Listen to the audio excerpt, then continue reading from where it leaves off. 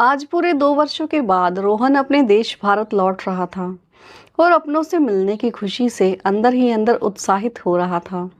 उसने अपने आने की खबर भी अपने घर वालों को नहीं दी थी, क्योंकि वह उन्हें सरप्राइज देना चाहता था। वह नौकरी के सिलसिले में ऑस्ट्रेलिया गया था, लेकिन इन 2 वर्षों में अपने काम में ऐसा उलझ गया कि अपने देश भारत लौटकर नहीं आ सका। एयरपोर्ट पर उतरकर रोहन सोचने लगा कि पिछली बार जब उसकी पत्नी रितु से उसकी बात हुई थी, तो उसने बताया था कि माँ की तबीयत आजकल ठीक नहीं रहती। शायद उन्हें शहर की हवा रास नहीं आई, इसलिए कुछ दिनों के लिए वह गांव में रहने चली गई हैं। कुछ समय के लिए उन्होंने राधा काकी के घर पर ही एक कमरा किराए पर ले लिया है।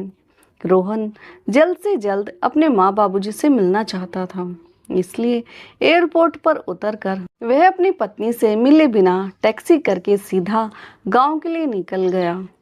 गांव पहुंचकर जैसे ही टैक्सी से बाहर निकला, तो गांव की मिट्टी की सौंधी सौंधी खुशबू उसे अपनी ओर आकर्षित करने लगी। उसका बचपन उसकी आंखों के सामने किसी चलचित्र की तरह दिखाई देने लगा और वह मन ही मन खुशी से झूम उठा।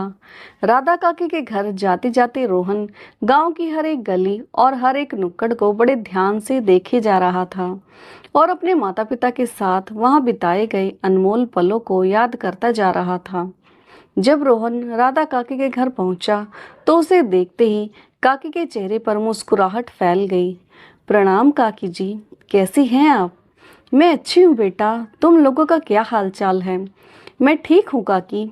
ऐसा कहते हुए रोहन इधर उधर झांकने लगा। उसकी नजरें अपने माता पिता को ढूंढ रही थी। तभी राधा काकी बोली, क्या हुआ बेटा, किसे ढूंढ रहे हो?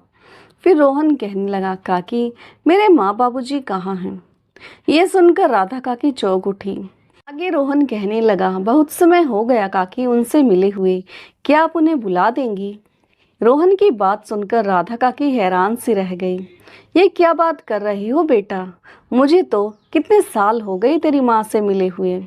यह सुनकर रोहन के चेहरे का रंग उड़ गया और झूठी मुस्कुराहट के साथ बोला, लेकिन काकी माँ बाबूजी तो यहीं गांव में आपके घर रहने आए थे ना? नहीं बेटा, तुझे कोई गलत फहमी हुई है। तेरे माँ बाबूजी तो कब से यहाँ आए ही नहीं हैं। यह सुनकर मैं सोच में पड़ गया। फिर बाहर निकलकर रोहन ने गांव के अन्य लोगों से भी पूछताछ की, लेकिन उसे कुछ भी पता नहीं चला। आखिर माँ बाबूजी कहाँ हैं? यह सोचते हुए उसने अपनी पत्नी को फोन लगाकर उसने पूछना चाहा, तो पाया कि उसकी पत्नी का फोन स्विच ऑफ आ रहा था। वह दुविधा में पड़ गया। उसने बहुत बार कोशिश की, लेकिन अपनी पत्नी से बात नहीं कर पाया।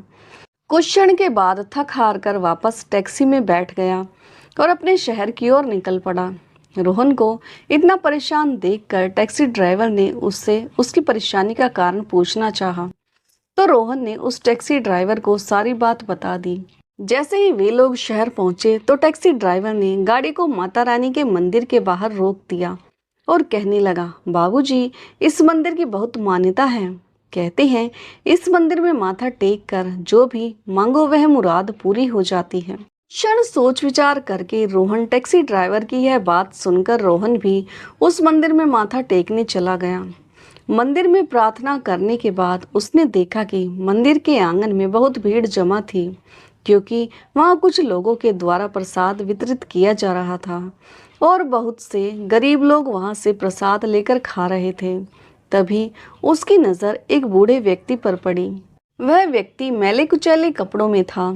उसके दाढ़ी और नाखून बड़े हुए थे और बड़ी मुश्किल से चल पा रहा था।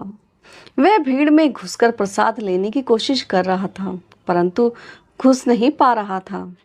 वह कमजोर बूढ़ा व्यक्ति बार बार कोशिश करता, परंतु भीड़ में टिक नहीं पाता। लेकिन जैसे तैसे कोशिश करने के बाद जब वह प्रसाद लेने के लिए पहुंचा, तब तक प्रसाद समाप्त हो चुका था। वह बूढ़ा व्यक्ति निराशा से निढाल होकर वहीं बैठ गया और माथे को पीटने लगा। रोहन को उस वृद्ध व्यक्ति पर बहुत तरस आया। वह दौड़कर उनके पास गया और उनके कंधे पर हाथ रखकर कहने लगा, बाबा आप परेशान मत हो, मैं आपके लिए खाना लेकर आता हूँ। ऐसा कहते हुए जैसे ही रोहन खाना लेने के लिए जाने लगा तो एकाएक चौंक गया। उसे उस वृद्ध व्यक्ति में अपने पिता की झलक दिखाई दी। वह जाते जाते अचानक रुक गया और उस वृद्ध व्यक्ति की ओर गौर से देखने लगा। तो उसे ऐसा लगा कि जैसे उसकी आंखों के सामने अंधेरा ही छा गया हो। वह देखकर दंग था कि मैले कुचैले कपड़ों में वह बुजुर्ग व्यक्ति और कोई नहीं बल्कि उसके पिता जगमोहन जी थे, जिनकी आंखें चेहरे के अंदर तक धंसी हुई थी और शरीर कंकाल मात्र रह गया था। रोहन को अपनी आंखों पर यकीन नहीं हो पा रहा था। रुंधे हुए गले से वह बोला, पिताजी, आप यहाँ इस हालत में? आपकी यह हालत कैसे हो गई और आप कहाँ चले गए थे? मैंने आपको कहाँ कहाँ नहीं ढूंढा।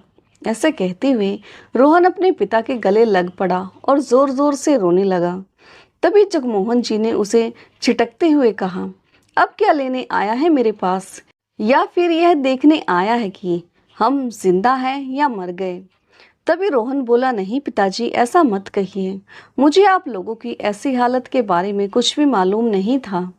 तभी जगमोहन जी उसे घृणा भरी नजरों से देखते हुए बोले, अच्छा चलो मान लिया कि तुझे हमारी हालत के बारे में कुछ भी पता नहीं था, लेकिन हमें यहाँ आए लगभग 4 महीने बीत चुके हैं। अपनी पत्नी को तो घर पर तो रोज फोन करता ही होगा, तो क्या तूने हमारे बारे में अपनी पत्नी से पूछना तक जरूरी नहीं समझा? नहीं पिताजी, ऐसी बात नहीं है। मैंने रितु से आपके बारे में पूछा था तो उसने मुझे बताया कि माँ की तबीयत ठीक नहीं चल रही थी, इसलिए गांव की शुद्ध हवा में रहने की माँ की बहुत इच्छा थी। तो उन दोनों को मैंने कुछ दिनों के लिए गांव भेज दिया है। मैंने उससे पूछा भी था कि माँ बाबूजी गांव में कैसे रहते हैं, क्योंकि अब गांव का मकान तो बिक चुका है। तो रितु ने मुझे बताया कि आप लोग राधा काकी के मकान में किराए पर रहते हैं। उसने ये सब बातें मुझे ऐसे बताई कि तो मैंने भी उन पर यकीन कर लिया। मुझे माफ कीजिए पिताजी, मुझे इस बारे में कुछ भी पता नहीं था। रोहन ने अपने पिता के पैर पकड़ते हुए कहा और पूछने लगा, पिताजी, माँ कहाँ है? तभी जगमोहन जी रोहन को लेकर गायत्री जी के पास पहुंचे, जो मंदिर के बाहर फुटपाथ पर एक पुरानी सी चादर बिछाए बैठी हुई थी और जगमोहन जी का इंतजार कर रही थी। उन्हें देखते ही रोहन की आंखें आंसू से सराबोर हो गई। उन्हें देखते ही रुंधे हुए स्वर में रोहन बोला, माँ, माँ। माँ शब्द सुनकर गायत्री जी की आंखें अचानक रोहन की ओर देखने लगी और उसे देखते ही गुस्से से बोली, क्या करने आया है हमारे पास? चला जा यहाँ से।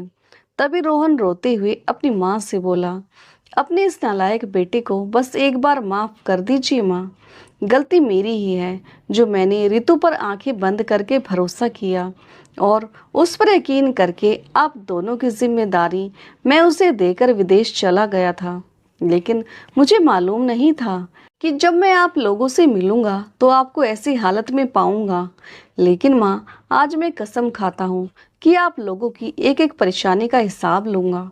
माँ, आप खुद ही सोचिए, क्या आपका रोहन आपके साथ कभी ऐसा कर सकता है? आपकी यह हालत देखकर मुझ पर जो बीत रही है वह मैं ही जानता हूँ।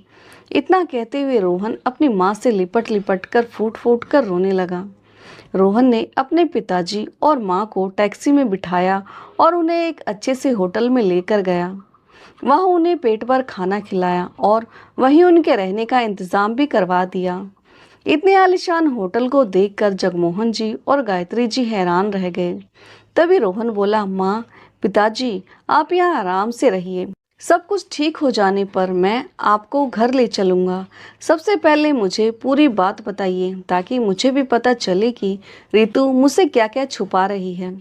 क्या बताऊं बेटा, तेरे जाने के बाद 4-5 महीने तक तो बहू का व्यवहार बहुत अच्छा रहा हमारे लिए।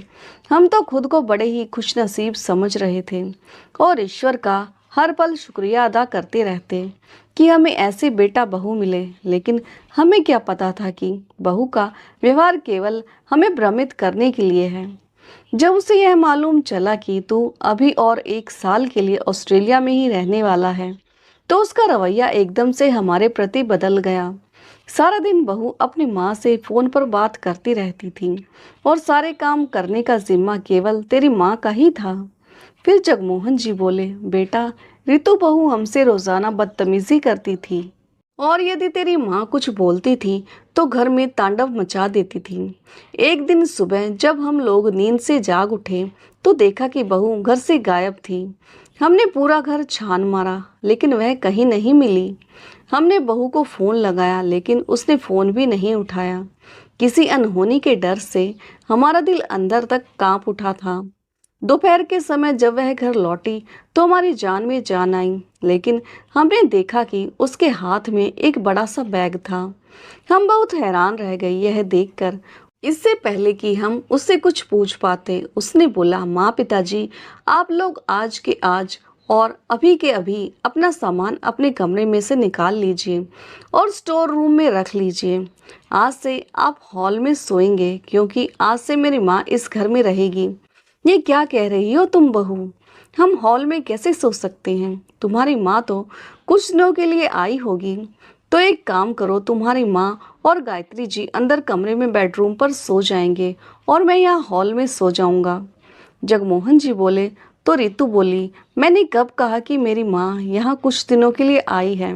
ये उनका घर है, वह अब यहाँ हमेशा के लिए रहेंगी और आप लोगों से मैंने जितना कहा है आप उतना ही कीजिए। रितु ने गुस्से में कहा तो जगमोहन जी बोले, बहू तुम्हें मालूम है कि गायत्री की तबीयत कुछ ठीक नहीं रहती। उसके कमर में बहुत दर्द रहता है, उसे जमीन पर नहीं लेटा जाता। वे सब मैं नहीं जानती। जल्दी से कमरा खाली कीजिए बस, नहीं तो इस घर के दरवाजे खुले हैं, आप लोग अपना इंतजाम खुद ही देख लीजिएगा। बहू रितु की बात सुनकर गायत्री जी को बहुत बुरा लगा। वे गुस्से से बोली, आप जरा रोहन को फोन लगाइए, मुझे उससे बात करनी है। और फिर बेटा, यह बात होने के बाद हमने तुझे कितनी बार फोन मिलाया था, लेकिन तूने एक बार भी हमारा फोन उठाना जरूरी नहीं समझा। यह बात सुनकर रोहन हैरान सा रह गया और बोला, लेकिन माँ पिताजी, मेरे पास तो आपका कोई फोन नहीं आया। अरे हाँ, याद आया, मेरा फोन नंबर बदल गया था और इसके बारे में मैंने रितु को भी बताया था और उससे कहा था कि आपको भी इस बात की खबर कर दे। मैंने उससे यह बात कई बार बोली थी। फिर जगमोहन जी बोले, लेकिन बेटा, हमें बहू ने इस बारे में कुछ भी नहीं बताया। हम तो अब तक यही सोच रहे थे कि तू भी बदल गया है वहां जाकर और तूने भी हमसे मुंह मोड़ लिया है। फिर गायत्री जी बोली, बेटा, मैंने बहू को एक बार कहा भी था कि मेरी एक बार रोहन से बात करवा दो। तब रितु ने कहा, मेरे पति ने आपका ठेका नहीं ले रखा है क्या? हर बात पर आप लोग रोहन को फोन लगाने की बात करते रहते हैं। वह वहाँ काम पर गए हैं, कोई आराम करने के लिए नहीं गए और वैसे भी उन्हें सब मालूम है। उनकी रजामंदी से ही मैं अपनी मम्मी को यहाँ पर लेकर आई हूँ। हाँ पिताजी, मुझे रितु ने यह कहा था कि वह अपनी मम्मी को हमारे घर लेकर आ रही है क्योंकि उसके भाई भाभी उसकी मम्मी का ठीक से ख्याल नहीं रखते और उनसे झगड़ा करते रहते हैं। लेकिन पिताजी, यदि मुझे मालूम होता कि रितु आप लोगों को आपके कमरे में से निकाल रही है तो मैं आपके साथ कभी ऐसा नहीं होने देता। फिर जगमोहन जी नम आंखों से कहने लगे, बेटा, बहू ने हमारी ऐसी हालत कर दी थी कि हम लोग मजबूर हो गए। हमारे पास और कोई चारा ही नहीं बचा था और हमने सोच लिया था कि यदि दो रोटी खानी ही है तो बहू की बातें चुपचाप सुननी ही पड़ेगी। बेटा, एक दिन तेरी माँ को बहुत तेज बुखार चढ़ा था और मैं उनकी सेवा में लगा था। वैसे तो पूरे घर का काम तेरी माँ ही करती रहती थी। तो उस दिन बहू ने आकर कहा कि मेरे चाचा जी घर पर आ रहे हैं, इसलिए माँ जी आप आज अच्छा सा खाना बना लीजिएगा। तो मैंने कहा कि कैसी निर्दयी हो तुम बहू, क्या तुम्हें नजर नहीं आ रहा कि तुम्हारी सास बीमार है, उनकी हालत नहीं है उठने की। तुम्हें तो उनकी सेवा करनी चाहिए, उल्टा तुम उससे काम बता रही हो। इस पर समधन जी मुझे कहने लगी कि अरे समधी जी, आप भी हद करते हैं। आप जाकर उनके लिए दवाई ले लीजिए, दवाई खा लेंगी तो राहत मिल जाएगी और काम में मन भी लगा रहेगा। और वैसे भी तबीयत ठीक हो या ना हो, घर का काम तो करना ही पड़ता है। तो बेटा, मुझे समधन जी की यह बात सुनकर बड़ी हैरानी हुई और मैंने गुस्से में कह दिया कि आप भी एक औरत हैं और आपको मेरी पत्नी का दर्द समझना चाहिए। आज मेरी पत्नी घर का कोई काम नहीं करेगी। फिर गायत्री जी बोली, बेटा, उस दिन के बाद से रितु बहू और समधन जी दोनों मिलकर आए दिन हमें बातें सुनाती रहती। बहू ने तो हमें खाना तक देना बंद कर दिया था। जैसे तैसे करके मैं या तेरे पिताजी रसोई घर में जाकर अपने लिए खाना बना कर लाते और खा लेते। उसमें भी बहू चिल्लाना शुरू कर देती थी। एक दिन घर पर बहू ने किटी पार्टी रखी हुई थी और घर पर बहू की बहुत सी सहेलियां आई हुई थी। उस दिन बहू ने हमें कहा कि रसोई में 15-20 लोगों का खाना बनाना है और तेरे पिताजी को कुछ पैसे देकर बाजार से सामान लाने के लिए भेज दिया और मुझे खाना बनाने के लिए काम पर लगा दिया। यहाँ तक कि जब खाना तैयार हो गया तो सबको परोसने के लिए भी हम दोनों को ही कह दिया। समधन जी और बहू मेहमानों के साथ बातचीत करने में मस्त थी। सब लोग हंसी के ठहाके लगा रहे थे। बीमार होने के कारण मुझसे इतना सब काम नहीं किया जा रहा था। यह सब देखकर तेरे पिताजी का गुस्सा उबल पड़ा और उन्होंने सारा खाना उठाकर फर्श पर गिरा दिया।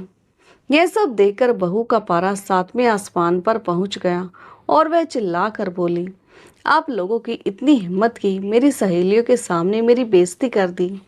उधर बहू की माँ सीमा जी भी बहू को भड़काते हुए कहने लगी, बेटी रितु, तुम ही इन लोगों पर तरस खाकर घर में बैठाए हुए हो, निकाल बाहर क्यों नहीं करती इन लोगों को।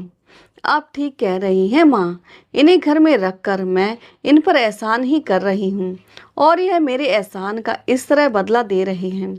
जल्दी से अपना सामान समेटिए और चले जाइए यहाँ से। यह मेरा घर है और मेरे घर में अब आप लोगों के लिए कोई जगह नहीं है। ये सब बातें बताते हुए सावित्री जी फूट फूट कर रोने लगी और कहने लगी, बेटा, तू नहीं जानता, बहू ने भरी दोपहर में हमें घर से बाहर निकाल दिया। हम कहाँ जाते, गांव वाला मकान भी अब अपना नहीं रहा था। हम लोग सड़क पर आ गए थे। मेरी हालत तो पहले से ही खराब थी। अपमान के तूफान झेल कर तेरे पिताजी बीमार रहने लगे थे। थोड़ी थोड़ी देर में इन्हें सांस चढ़ने लगा था। हम कहाँ जाते, इसलिए हम इस मंदिर के बाहर आकर बैठ गए। लेकिन तुम हम तक कैसे पहुँचे बेटा? गायत्री जी के पूछने पर रोहन ने कहा, माँ, आप लोगों को घर से निकालने के बाद रितु ने मुझसे कहा कि आप लोग तो राधा काकी के पास गांव में चले गए हैं और जब मैंने कुछ दिनों के बाद उनसे पूछा कि माँ बाबूजी का फ़ोन क्यों नहीं लग रहा है, तो उसने बताया कि आपका फ़ोन घर पर ही रह गया है और आप लोग गांव वालों के साथ तीर्थ यात्रा पर निकल गए हैं। इस कारण आप लोगों से बातचीत नहीं हो पा रही थी। मुझे थोड़ा शक भी हुआ, क्योंकि यदि आप तीर्थ यात्रा पर जाते तो मुझसे एक बार बात जरूर करते, यूँ बिना बताए ना जाते। इसलिए मैं जल्दी काम निपटा कर भारत वापस लौट आया। मुझे आप लोगों की बहुत चिंता हो रही थी, इसलिए यहाँ माथा टेकने आ पहुँचा और आप लोगों को ऐसी हालत में पाया। लेकिन आप लोग बिल्कुल चिंता मत कीजिए, अब मैं आ गया हूँ ना, अब मुझे सब पता चल गया है। अब तो उस जालिम औरत को मजा चखाने का समय आ गया है। आगे रोहन गुस्से में कहने लगा, उसे उसकी औकात न दिखाई तो मैं भी आपका बेटा नहीं। ऐसा कहकर रोहन अपने घर लौट आया। जैसे ही घर पहुंचा तो देखा कि दोनों माँ बेटी बैठे हुए चाय और स्नैक्स का आनंद ले रही थी। उसी समय रितु की माँ सीमा जी बोल उठी, बेटी रितु, तूने अपने सास ससुर को यहाँ से निकाल तो दिया, लेकिन एक बार तो देखना तो चाहिए था कि वे लोग कहाँ गए और क्या कर रहे हैं, जिंदा भी हैं या मर गए। कहीं उन्होंने दामाद जी को सारी खबर कर दी तो हमारा क्या होगा? जब फोन नंबर ही नहीं मालूम तो वह उनसे कैसे करेंगे बात? आप निश्चिंत रहिए, और वैसे भी उनके आने में अभी बहुत समय बाकी है। तब तक तो वे दोनों स्वर्ग सिधार जाएंगे। ऐसी हालत में भला कितने दिन जिंदा रहेंगे? रितु ने हंसते हुए कहा। तभी सीमा जी बोली, लेकिन बेटी, अगर दामाद जी पूछेंगे तो तुम क्या बताओगी? फिर रितु ने कहा, माँ, जब तक आपके दामाद जी भारत वापस आएंगे तब तक कुछ सोच लेंगे। अभी तो लाइफ को एंजॉय करो। ये बातें करते हुए वे दोनों जोर जोर से हंसने लगी। तभी रोहन अंदर चला आया और उसे देखते ही रितु के चेहरे का रंग उड़ गया और एकदम से उठ खड़ी हुई। अरे, क्या हुआ बिटिया, तुझे सांप क्यों सूंघ गया? ऐसा कहते हुए रितु की माँ ने दरवाजे की ओर देखा तो उसके पैरों तले से भी जमीन खिसक गई। वे दोनों मन ही मन सोच रही थी कि कहीं रोहन ने उनकी बातें तो नहीं सुन ली, लेकिन रोहन के चेहरे पर किसी भी प्रकार के कोई भाव नहीं थे। उसी समय रोहन हंसते हुए बोला, देखकर हैरान रह गई ना मुझे। मैं तुम्हें सरप्राइज देना चाहता था, इसलिए बिना बताए ही आ गया। रोहन की यह बात सुनकर रितु और उसकी माँ सीमा जी की जान में जान आई। अब उन्हें यकीन हो चुका था कि रोहन ने उनकी कोई भी बात नहीं सुनी थी। थोड़ी देर आराम करने के बाद रोहन रितु के पास आया और बोला, रितु एक खुशखबरी है। अब मैं तुम्हें भी अपने साथ विदेश ले चलूंगा और तुम्हारा वीज़ा भी मैंने बनवा दिया है। हम 2 दिन बाद ही ऑस्ट्रेलिया के लिए यहाँ से निकल जाएंगे। माँ और पिताजी तो तीर्थ यात्रा पर चले गए हैं, तो उनका आना अभी तो संभव नहीं हो पाएगा। और जब आएंगे तो मैं उनसे बात करके उनका यहीं रहने के लिए इंतज़ाम करवा दूंगा। तुम चिंता मत करो, बस लाइफ को एंजॉय करो। अब तुम जल्दी से अपनी पैकिंग करनी शुरू कर दो। यह बातें सुनकर रितु की भौहें खिल उठी। खुशी के मारे उसके पैर जमीन पर नहीं पड़ रहे थे। तभी सीमा जी, जो यह सब बातें सुन रही थी, परेशान होते हुए बोली, रितु बिटिया, तुम तो विदेश जाने के बारे में सोच रही हो, लेकिन यह भी तो सोचो कि फिर मेरा क्या होगा। ओफो माँ, देखिए ना, मैंने इतने दिन आपको रखकर आपकी सेवा की है। अब आप भैया भाभी के पास वापस चले जाइएगा। अब तो उनका व्यवहार कुछ आपके प्रति बदल ही जाएगा। क्या कोई बेटी के घर भी इतने दिन रहता है भला? जाइए, उनसे माफ़ी मांग लीजिए। अब आपके कारण मैं विदेश में जाना तो कैंसिल नहीं कर सकती ना। पता है मैं कितनी तरस रही थी विदेश में जाने के लिए, और अब जब मौका मिल रहा है तो मैं इस मौके को हाथ से नहीं जाने दूंगी। अपनी बेटी के मुंह से यह सब बातें सुनकर उसकी माँ हैरान सी रह गई। अगले ही दिन उसने अपनी माँ को अपने घर से विदा कर दिया और खुशी खुशी विदेश जाने की तैयारी में जुट गई। जिस दिन उसकी फ्लाइट थी, रोहन ने उसे फ्लाइट में बैठाकर कहा, तुम यहीं बैठो, मैं बस 2 मिनट में आया। लेकिन जब फ्लाइट उड़ने का समय हुआ तब तक भी रोहन वापस नहीं लौटा था। रितु ने घबराते हुए बैग में से अपना फ़ोन निकाला। तभी उसने देखा कि फ़ोन के पास एक कागज़ का टुकड़ा पड़ा हुआ था। जैसे ही उस कागज़ को खोलकर देखा तो उसमें लिखा था, जाओ और खूब मज़े करना विदेश में। अब तुम्हें मालूम पड़ेगा कि इंसान को अकेला और बेसहारा छोड़ देने का क्या मतलब होता है। मुझे सारी सच्चाई का पता लग गया है। तुमने मेरे माँ पिताजी को घर से धक्के मार कर निकाल दिया, उन्हें दर दर की ठोकरें खाने पर मजबूर कर दिया, खून के आंसू रुलाया है तुमने उन्हें। अब तुम भी विदेश में भीख मांगना, और जब भीख मांग कर पैसे इकट्ठे हो जाएंगे तो वापस आ जाना और अपनी माँ के साथ ही रहना, क्योंकि अब मेरा तुमसे कोई रिश्ता नहीं रहा। जब तक रितु ने यह पत्र पढ़ा तब तक फ्लाइट उड़ चुकी थी, साथ साथ उसके होश भी। हवाई जहाज के उड़ने के साथ साथ उसे ऐसा महसूस हुआ कि उसकी जान ही निकली जा रही है। विदेश में रहने की अपनी इच्छा के कारण वह अपने सास ससुर से छुटकारा पाना चाहती थी, और अपनी इसी इच्छा के कारण उसने अपनी माँ को भी बेसहारा छोड़ दिया। आज रितु विदेश में दर दर की ठोकरें खा रही थी और अपने किए पर पछता रही थी, क्योंकि आज वह अपने ही बुने हुए जाल में बुरी तरह से फंस चुकी थी और उसके पास कोई भी चारा नहीं था पछताने के अलावा। इधर जगमोहन जी और गायत्री जी की शादी की 50वीं सालगिरह पर रोहन ने एक बड़ा सा आलीशान फ्लैट खरीद कर दिया और होटल से उन्हें सीधा इसी फ्लैट में लेकर आया और बोला, माँ पिताजी, आपको शादी की 50वीं सालगिरह बहुत बहुत मुबारक हो। अब आपको इस घर से कोई नहीं निकाल सकता, क्योंकि यह घर आपके नाम पर ही लिया है मैंने। बेटे का इतना प्यार देखकर जगमोहन जी आंसू भरी आंखें लिए बोले, बेटा हमें माफ कर देना, हमने तुम्हें बहुत गलत समझा। आज उन तीनों की आंखों में खुशी के आंसू थे। कुछ समय के बाद रोहन के पास रितु का फोन आया, लेकिन रोहन ने उसका फोन काट दिया। उसने कई बार फोन लगाया लेकिन रोहन ने फोन नहीं उठाया। तब जगमोहन जी के पूछने पर रोहन ने उन्हें सब कुछ बता दिया कि किस तरह उसने रितु को उनके किए की सजा दी। थोड़ी देर में रितु का फिर से फोन आया तो रोहन के फोन न उठाने पर जगमोहन जी ने फोन उठा लिया। उधर से रितु के रोने की आवाज आई और फिर गिड़गिड़ाते हुए बोली, बाबूजी मुझे माफ कर दीजिए, मैंने आप लोगों के साथ बहुत बुरा व्यवहार किया, जिस कारण रोहन जी ने मुझे अकेला छोड़ दिया है। उन्होंने मुझसे सारे रिश्ते खत्म कर दिए हैं। आप ही उन्हें कुछ समझाइए ना। मैं कसम खाती हूँ कि आज के बाद आप लोगों को कोई तकलीफ नहीं होने दूंगी। रितु के इतना कहने पर जगमोहन जी और गायत्री जी का दिल पिघल गया। उन्होंने बेटे से कहकर रितु के आने का इंतजाम करवा दिया। 2 दिन के बाद रितु घर पहुंच गई और उसने अपने सास ससुर के पैरों में गिरकर उनसे माफी मांगी और उनकी खूब सेवा करने का वादा किया। आज एक बेटे ने दुनिया वालों के सामने एक मिसाल कायम कर दी। लेकिन उधर रितु की माँ सीमा जी जब अपने घर पहुंची तो देखा कि उनका सारा सामान स्टोर रूम में शिफ्ट हो चुका था। उनके अपने कमरे में उनके लिए कोई जगह नहीं थी, क्योंकि उस कमरे में उनकी बहू के पिताजी आराम फरमा रहे थे।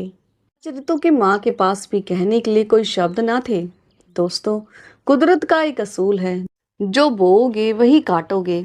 फिर चाहे वह दौलत हो, इज्जत हो या नफरत या मोहब्बत हो। दोस्तों, आपको यह कहानी कैसी लगी? लाइक और कमेंट करके ज़रूर बताएं और चैनल को सब्सक्राइब करना बिल्कुल ना भूलें। तो फिर मिलते हैं एक नई कहानी के साथ। तब तक के लिए धन्यवाद।